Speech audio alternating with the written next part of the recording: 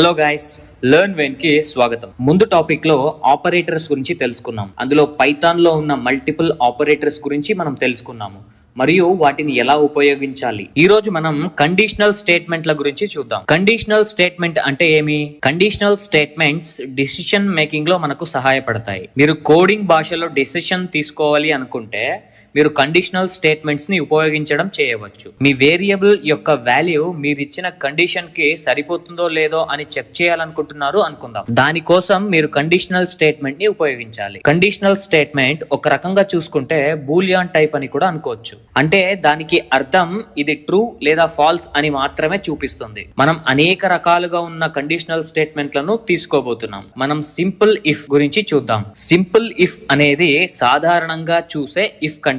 మీరు one condition ని మాత్రమే ఎంటర్ చేయడానికి అవుతుంది. అది దాని స్టేట్మెంట్ చూపించిన తర్వాతనే కండిషన్ ఎండ్ అవుతుంది. ఇది కండిషన్ నుండి బయటకు వచ్చేస్తుంది. తరువాత మనం తీసుకునేది ఇఫ్ ఎల్స్. ఇఫ్ ఎల్స్ అనేది ఏం చేస్తుంది?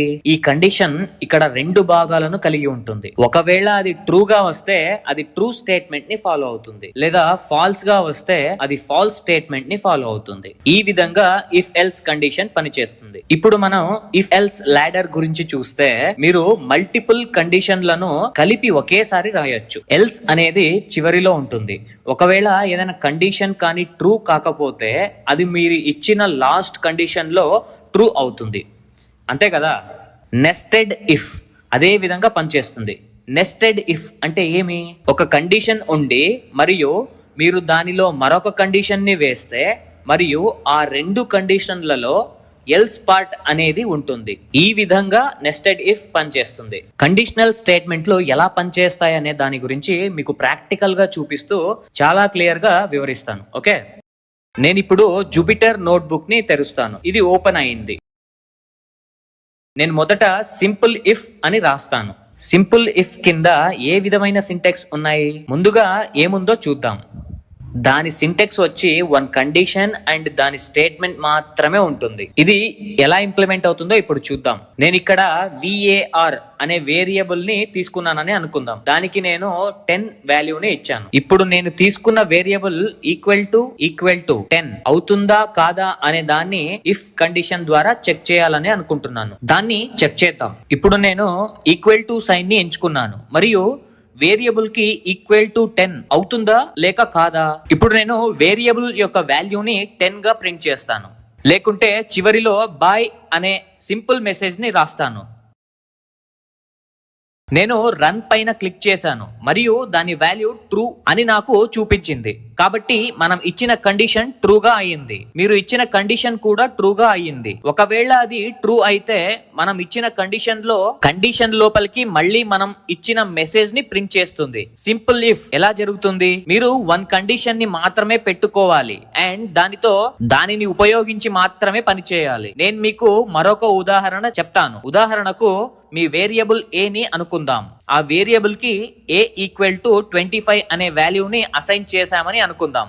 నేను ఇఫ్ కండిషన్ ప్రకారంగా చూస్తే ఒకవేళ a is greater than or equal to 30 అయితే నేను ఇక్కడ a యొక్క వాల్యూ 30 కంటే ఎక్కువ లేదా సమానం అనే కండిషన్ ని రాస్తాను. మీకు అర్థం కావడానికి నేను ఇక్కడ రిజల్ట్ అనేది ఫాల్స్ గా రావడానికి ఈ సింపుల్ ఇఫ్ స్టేట్మెంట్ ని ఉపయోగించి రిజల్ట్ ని ఫాల్స్ గా చేయడానికి మీకు చూపిస్తాను.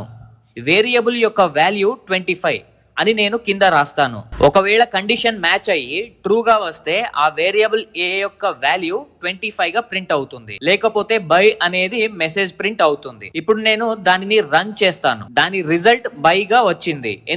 ఎందుకంటే మనం ఇచ్చిన కండిషన్ ఫాల్స్ గా వస్తుంది కాబట్టి. అలా అది కండిషన్ స్టేట్మెంట్ నుండి బయటకు వచ్చేస్తుంది. కండిషనల్ స్టేట్మెంట్ లో ఉన్న మరొకటి ఇఫ్ ఎల్స్. ఇప్పుడు దాని గురించి చూద్దాం. ఇఫ్ ఎల్స్ ఏ విధంగా పనిచేస్తుంది? ఇక్కడ మీకు ట్రూ అలాగే ఫాల్స్ రెండు ఉన్నాయి. అది ట్రూ అయితే ట్రూ స్టేట్మెంట్ ని కాల్ చేస్తుంది. అది ఫాల్స్ అయితే ఫాల్స్ స్టేట్మెంట్ ని కాల్ చేస్తుంది. ఇప్పుడు దాని సింటాక్స్ ని చూద్దాం. కండిషన్ ఉంటుంది, దాని స్టేట్మెంట్ కూడా ఉంటుంది. ఎల్స్ ఉంటుంది మరియు దాని స్టేట్మెంట్ ఉంటుంది. కానీ ఒక విషయం గుర్తుంచుకోండి, ఇండెంటేషన్ అనేది తప్పనిసరిగా ఉండాలి.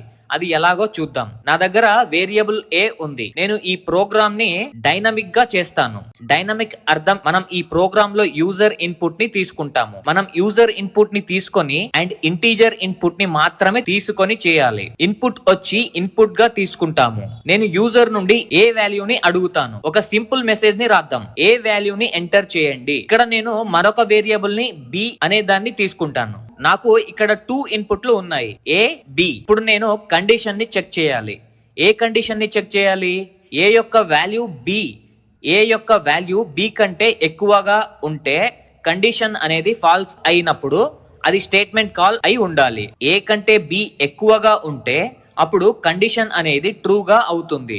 దానికి ఉన్న స్టేట్మెంట్ ని అది కాల్ చేస్తుంది. ఇప్పుడు ఒక స్టేట్మెంట్ ని చూద్దాం. మనం ఒక రౌండ్ బ్రాకెట్ ద్వారా కండిషన్ ని అప్లై చేద్దాం. రౌండ్ బ్రాకెట్ లేకుండా కూడా కండిషన్ ని అప్లై చేయడానికి పైథాన్ అనుమతి ఇస్తుంది. ఇది ఎలా? ఏ లెస్సర్ దాన్ బి అయితే బి ఎక్కువగా అని ప్రింట్ అవుతుంది. లేకపోతే ఎల్స్ పరంగా చూసుకుంటే మీకు ఇండెంటేషన్ అనేది గుర్తుందా? ఇండెంటేషన్ అంటే మనం ఇచ్చిన ఎల్స్ ఖచ్చితంగా ఇఫ్ కంటే తక్కువగా ఉండాలి. నేను ఇక్కడ ఎల్స్ ని రాస్తాను మరియు ప్రింట్ చేస్తాను. ఏ ఎక్కువ అయితే దాన్ని రన్ చేయడానికి ఇదే సరైన సమయం. ఇప్పుడు వాల్యూని ఎంటర్ చేద్దాం. ఏ 10 మరియు బి 20. ఏ 10 మరియు బి 20. దీన్ని రన్ చేయండి అండ్ అప్పుడు రిజల్ట్ బి ఎక్కువ అని వస్తుంది. కాబట్టి ఏ కండిషన్ ట్రూ అయింది? ఇది కండిషన్ అనేది ట్రూగా అయింది. అర్థమైంది కదా? ఏ కి ఎక్కువ వాల్యూ ఇచ్చి బి 10 గా మార్చి తర్వాత మరొకసారి రన్ చేస్తే ఏ ఎక్కువగా వస్తుంది. ఇక్కడ ఎల్స్ పార్ట్ కాల్ అవుతుంది. సో ఈ విధంగా ఇఫ్ ఎల్స్ ఇలా పని చేస్తుంది. మీకు ఇప్పటి వరకు చెప్పింది అర్థమైందని నేను అనుకుంటున్నాను. మనం దీన్ని యూజర్ ఇన్పుట్ ద్వారా చేస్తాము. మనం స్టాటిక్ వాల్యూని ఎంటర్ చేసామని అనుకుందాం. మనం వేరియబుల్ యొక్క వాల్యూని 25 గా మరియు y కి 30 గా తీసుకుంటాము. ఇప్పుడు నేను x లెస్సర్ దాన్ y కాదా అని చెక్ చేయాలనుకుంటున్నాను. ఇప్పుడు మనం y ఎక్కువ అని ప్రింట్ చేస్తాము. లేకపోతే మనం ముందు చూసినట్టుగా ఇది చాలా సింపుల్ గా అనిపిస్తుంది. అందులో వచ్చే ఒక డిఫరెన్స్ ఏంటంటే మనం ఇచ్చిన వాల్యూ అనేది స్టాటిక్ గా ఉంటుంది మరియు మనం ఇక్కడ ఎక్స్ వాల్యూ ఎక్కువ అని రాస్తాము. ఇప్పుడు మనం దానిని రన్ చేస్తాము. ఇది రన్ టైమ్ లో ఇన్పుట్ కోసం మమ్మల్ని అడగదు, డైరెక్ట్ గా ఆన్సర్ ని ప్రింట్ చేస్తుంది. y ఎక్కువ అయితే చివరికి మనం ఇచ్చిన కండిషన్ నే ట్రూ అవుతుందని దాని అర్థం. సో ఈ విధంగా simple if condition and if else condition పనిచేస్తుంది. ఇప్పుడు ఇఫ్ ఎల్స్ లాడర్ గురించి చూద్దాం. దేని గురించి చూడబోతున్నాం? ఇఫ్ ఎల్స్ లాడర్ గురించి చూడబోతున్నాం. దానికోసం ముందుగా ఒక కండిషన్ ని చూద్దాం. ఏ కండిషన్? %70 కంటే ఎక్కువ అంటే అది డిస్టింక్షన్ గా అవుతుంది. ఇది మన మొదటి పాయింట్. రెండవ పాయింట్ ఏమి? 65 కంటే ఎక్కువ లేదా ఈక్వల్ గా పర్సంటేజ్ వస్తే మరియు 70 ఈక్వల్ టు కంటే తక్కువ ఉంటే 1వ క్లాస్ అని మెసేజ్ ప్రింట్ అవ్వాలి.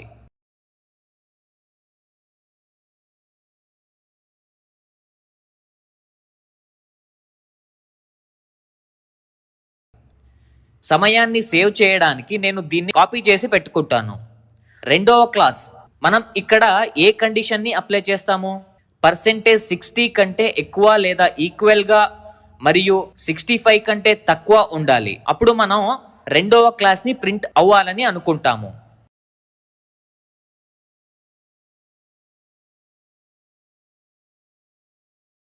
అదే విధంగా మూడవ క్లాస్ కూడా ఉంది. %55 కంటే ఎక్కువ లేదా ఈక్వల్ గా ఉండాలి మరియు 60 కంటే తక్కువ ఉండాలి. అప్పుడు మూడవ క్లాస్ ప్రింట్ అవుతుంది. పర్సెంటేజ్ అనేది 55 కంటే తక్కువగా ఉంటే అది 5వ క్లాస్ అయి ఉంటుంది. అప్పుడు ప్రింట్ ఫెయిల్ అవుతుంది.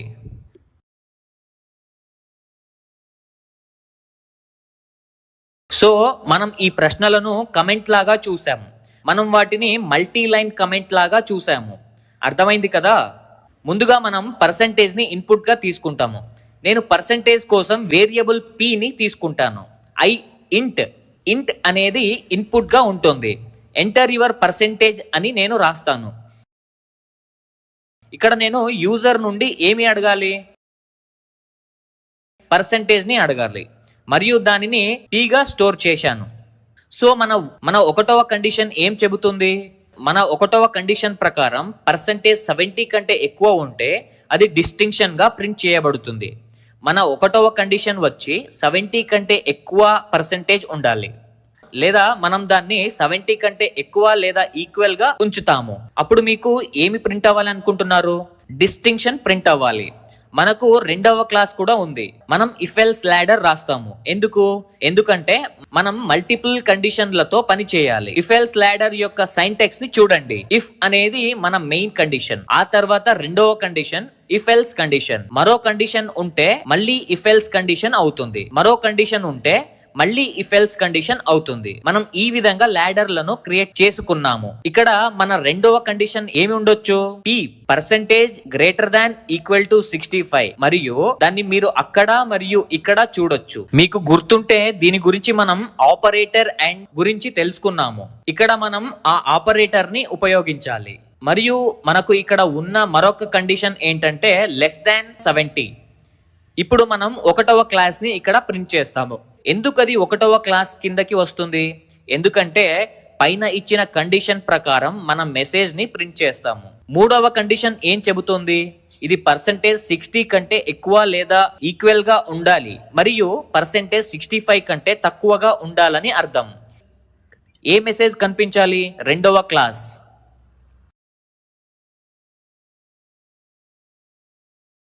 అదే విధంగా ఎల్స్ ఇఫ్ p కూడా నాలుగవ కండిషన్ గా ఉండాలి. అది ఏమి? ఇది p అంటే percentage greater than or equal to 55 ఉండాలి మరియు 60 కంటే తక్కువ పర్సెంటేజ్ ఉండాలి. అప్పుడు మన మెసేజ్ మూడవ క్లాస్ గా ఉండాలి. లేకపోతే ఎల్స్ ప్రకారంగా చూడాలి. పర్సెంటేజ్ 55 కంటే తక్కువగా ఉంటే అది ఫెయిల్ అని అర్థం. అప్పుడు మీరేం చేయాలి? ఫెయిల్. ఇప్పుడు ఆ ఫెయిల్ కి కారణంగా ఏదైనా కండిషన్ ని అప్లై చేయాలి కదా? కాదు. ఎందుకు కాదు? ఎందుకంటే మనం అప్లై చేయడానికి ఎలాంటి కండిషన్ లేదు. సో నేను ఎల్స్ పరకంగా రాస్తాను మరియు నేను ఫెయిల్ గా ప్రింట్ చేస్తాను. సో అన్ని కండిషన్లు ఇక్కడ ఫుల్ఫిల్ అయింది. ఇప్పుడు మనం దానిని రన్ చేస్తాము. మనం ఇక్కడ పర్సంటేజ్ ని 70 గా ఎంటర్ చేసామని అనుకుందాం. అది డిస్టింక్షన్ గా ప్రింట్ అవుతుంది. ఇప్పుడు నేను 45 ని రాస్తాను మరియు అది ఫెయిల్ అని చూపుతోంది. ఈ విధంగా మీరు లాడర్లపై కండిషన్లను మర్జ్ లేక అరేంజ్ చేయవచ్చు మరియు పైథాన్ లో ఇఫ్ ఎల్స్ లాడర్ ని ఉపయోగించవచ్చు. ఇందులో ఉన్న లాస్ట్ కండిషన్ చూసుకుంటే అది నెస్టెడ్ ఇఫ్ కండిషన్. ఇప్పుడు నెస్టెడ్ ఇఫ్ ఏమి చెబుతోంది? ముందుగా మనం దాని సైంటాక్స్ ని చూద్దాం. 1 కండిషన్ ఉందని నెస్టెడ్ ఇఫ్ మీకు చెబుతోంది. దాని కింద మరో కండిషన్ ఉంటుంది మరియు ప్రతి 2 కండిషన్ల తర్వాత ఎల్స్ అనేది ఉంటుంది. దానిని నెస్టెడ్ ఇఫ్ కండిషన్ అని అంటారు. అది ప్రాక్టికల్ గా ఎలానో చూద్దాం. ఇక్కడ మరో ప్రశ్న ఉంది. నెస్టెడ్ ఇఫ్ తో బ్లడ్ డొనేషన్ అప్లికేషన్ ని క్రియేట్ చేద్దాం. బ్లడ్ డొనేషన్ కోసం ఫస్ట్ క్రైటీరియా ఏంటంటే age greater than or equal to 18 ఉండాలి. రెండవది మీ weight greater than or equal to 50 ఉండాలి. మూడవ క్రైటీరియా ఏంటంటే ఏజ్ అండ్ వెయిట్ రెండు క్రైటీరియాలలో మ్యాచ్ అయితే అప్పుడు యూజర్ బ్లడ్ డొనేట్ చేయవచ్చు.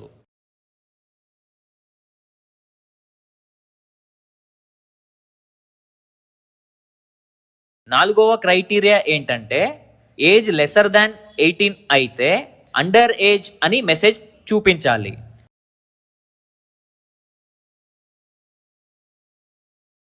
మరియు చివరిది వెయిట్ లెస్సర్ దాన్ 50 అయితే అండర్ వెయిట్ అని మెసేజ్ ని చూపించాలి.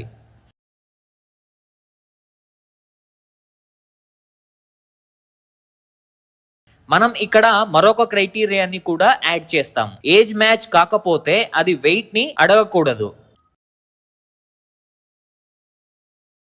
ఇవి 6 పాయింట్లుగా మరియు ఇది ఒక రకమైన ప్రశ్న అయి ఉండాలి. ఇక్కడ మనం ఇప్పుడు ఏం చేస్తాం? మన క్రైటీరియాను పెట్టుకోవడానికి ఇక్కడ ఒక కండిషన్ ఇస్తాం. అన్నిటికంటే ముందు మనం యూజర్ల నుండి ఏజ్ ఇన్పుట్ తీసుకుంటాము. మీ ఏజ్ ను ఎంటర్ చేయండి. ఇక్కడ నేను వెయిట్ కోసం అదే ఇన్పుట్ ని తీసుకుంటాను. మీ వెయిట్ ను ఎంటర్ చేయండి మరియు వెయిట్ కోసం WEG అని రాసుకుంటాను. ఇప్పుడు మనం మొదటి అండ్ అన్నిటికంటే ముందు ఉన్న కండిషన్ ఏం చెబుతుంది? మన age greater than or equal to 18 ఉండాలి.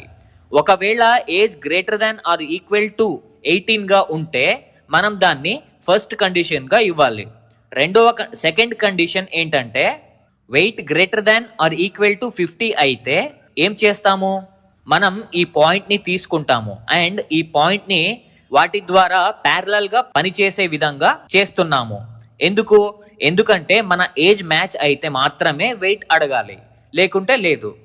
రెండు కండిషన్లు మ్యాచ్ అయితే బ్లడ్ డొనేట్ అని మనం రాసిన మెసేజ్ వస్తుంది. మీకు తెలిసినట్టుగా రెండు కండిషన్లకు ఎల్స్ పార్ట్ కలిగి ఉంటుంది. మన ఎల్స్ లో ఏం రాయాలి? మీ వెయిట్ క్రైటీరియాకు మ్యాచ్ కాకపోతే మనం అండర్ వెయిట్ ని ప్రింట్ చేయమని రాయాలి. దానికి అదే ప్రింట్ అండర్ ఏజ్ అని రాయాలి.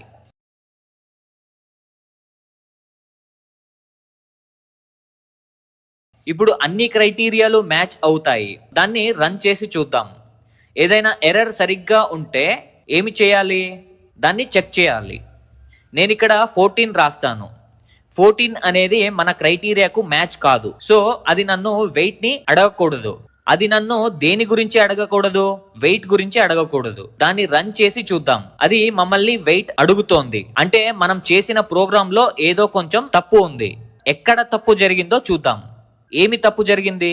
ఇది ఇప్పుడు మనకు అండర్ ఏజ్ గా చూపిస్తుంది, కానీ అది మమ్మల్ని వెయిట్ గురించి అడిగింది. అంటే మనం ప్రోగ్రామ్ లో రాసిన కోడ్ ఎక్కడో తప్పు. కానీ అది ఎందుకు తప్పు అయింది?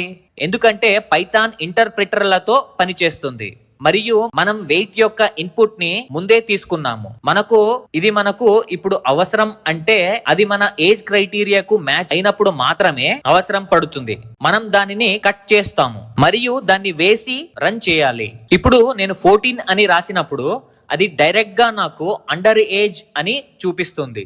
ఇప్పుడు మొత్తాన్ని రన్ చేసి చూద్దాం. నేను ఏజ్ లో 19 గా ఎంటర్ చేస్తాను. నేను 65 గా వెయిట్ లో ఎంటర్ చేశాను. ఇది నాకు బ్లడ్ ని డొనేట్ చేయడానికి అనుమతి ఇస్తుంది. సో ఈ విధంగా కండిషనల్ స్టేట్మెంట్ లో నెస్టెడ్ ఇఫ్ పనిచేస్తుంది.